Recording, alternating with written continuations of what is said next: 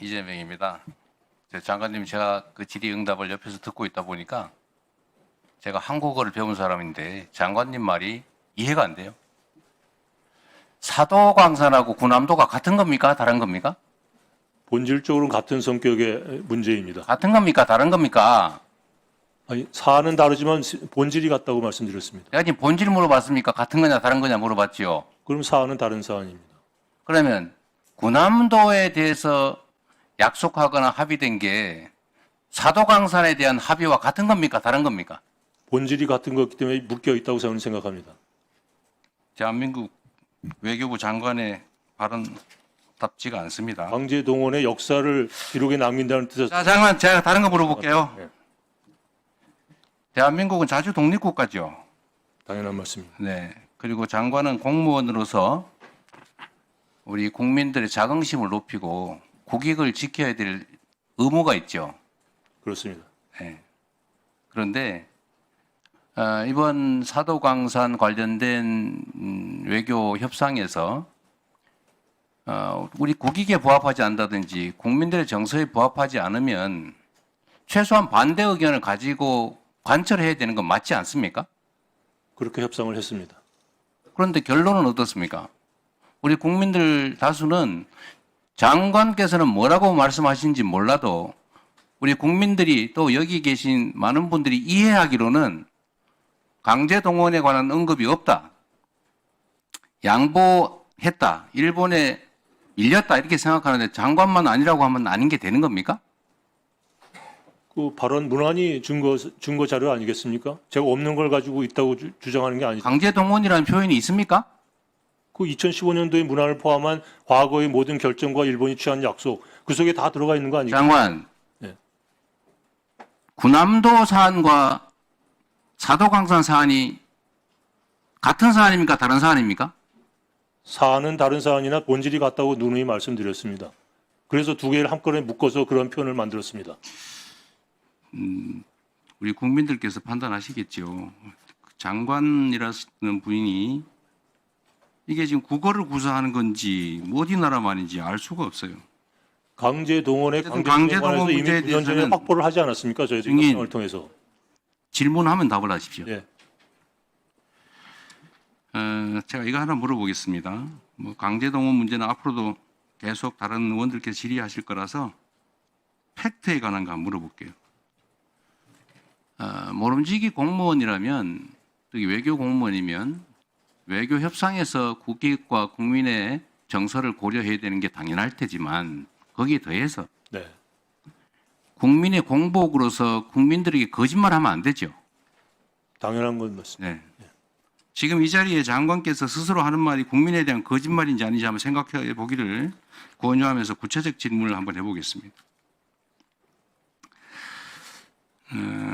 지금 외교부에서 국회에 답변 자료를 내셨던데 우리 존경하는 차지호 의원께서 질의한 것에 대한 답변 같습니다. 사도광산 현장에 가혹한 노동 환경과 그들의 고난을 기리기 위한 전시물을 설치했다고 국회에 답변 자료를 내셨죠. 네. 사도광산 현장에 설치하는 거 맞습니까? 맞습니다. 아이카와 박물관에 설치하기로 되어 있는 거 아닙니까? 아이카와 박물관이 사도광산 일했던 한국인 노무자들의 기숙사 터입니다. 사도광산에서는 2km 정도 떨어진 지역에 있는 거 맞습니까?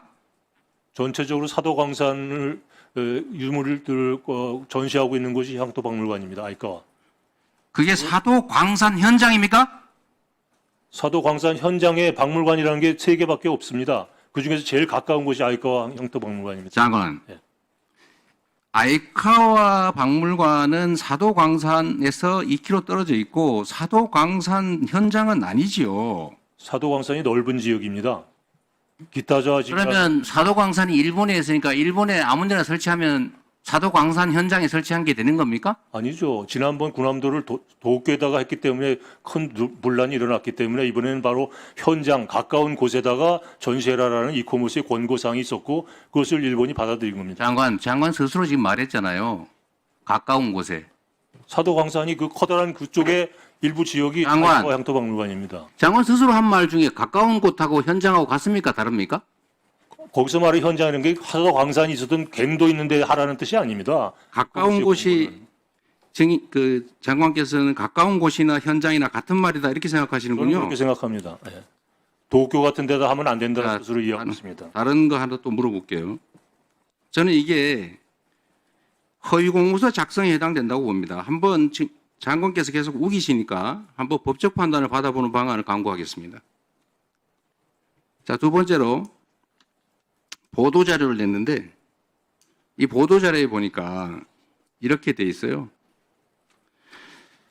일본 수석 대표가 이렇게 발언했다. 7월 27일 날 외교부에서 낸 겁니다. 일본은 한국인 노동자들이 처했던 가혹한 노동 환경과 그들의 고난을 기리기 위한 사무실을 사도강산 어쩌고저쩌고 이렇게 돼 있어요. 그런데 실제 일본 수석 대표 발언은 이렇게 돼 있어요.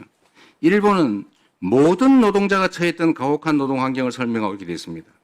모든 노동자와 한국인 노동자가 같습니까? 다릅니까?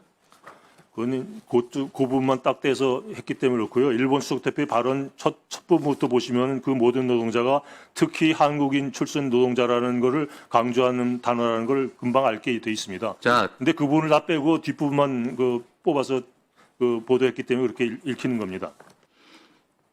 그러면 그렇게 써야지 다운표까지 쳐가지고 일본은 모든 노동자가 처했던 가혹한 노동 환경을 설명하고 이들의 고난을 기억하기 위해 모든 노동자와 관련된 새로운 전시물을 이미 현장에 설명 전시시설에 설치했다 이렇게 했는데 왜 거기다가 그 말을 써놓냐 이 말입니다. 한국인이라고 다르잖아요. 앞에 all the workers, especially those from the Korean Peninsula라는 게 맨 앞에 데피니션으로 나와 있습니다. 그러고 나서 그 다음에 모든 노동자는 바로 그것을 의미한다라는 것이 왜 조약문이나 법률 보면 그렇게 써 있지 않습니까? 앞에는 자세히 쓰고 이하 뭐 약칭 이런 식으로 되어 있는 겁니다.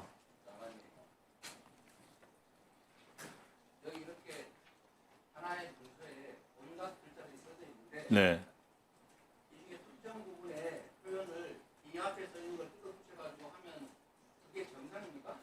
아니 그 기사를 쓴 분이 그 비판하신 분이 그것만 뽑아서 그렇게 말씀하신 거지 앞부분과 연계 속에서 설명을 해야 전체적인 그림이 그려지는데 그건 다 빼놓고 뒷것만 해놓으니까 그게 이상하게 들리는 겁니다. 보도자료는 앞에 보기 설명을 해놨으면 저희들이 공문서죠. 허위 작성이 아니라 앞에 그렇게 저희들이 설명을 해놨습니다. 허위 작성한 바 없으니까 처벌할 리가 없습니다. 예. 그렇게 하십시오. 예. 예, 수고하셨습니다.